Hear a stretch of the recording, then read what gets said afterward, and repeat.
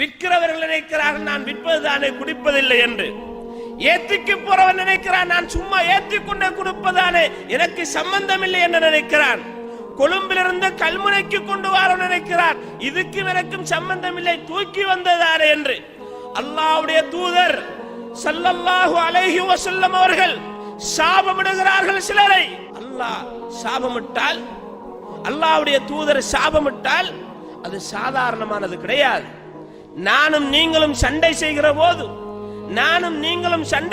போது உங்களை பார்த்து சாப வார்த்தைகளை நான் சொன்னால் அது என்னுடைய வார்த்தை ஏற்றுக்கொள்ளப்படலாம் அல்லது ஏற்றுக்கொள்ளப்படாமல் இருக்கலாம்.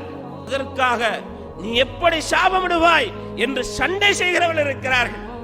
ஆனால் அல்லாஹ் சாபமிடுகிறான். அல்லாஹ்வுடைய ரஹ்மத்தை விட்டு அவன் தூரமாகி விடுவான்.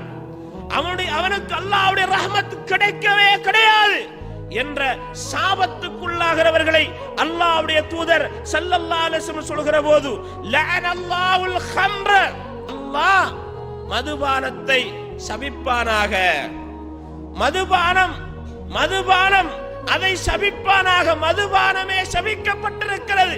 மதுபானம் என்று நாம் சொல்லுகிற போது சாராயம் மாத்திரமல்ல, ஹம்ர் என்பது எதுவெல்லாம் நமக்கு போதையை உண்டு பண்ணுகிறதோ அது டெப்லெட்டாக இருக்கலாம் அல்லது அது நாம் குடிக்கின்ற ஏதாவது மருந்தாக இருக்கலாம், தூளாக இருக்கலாம்.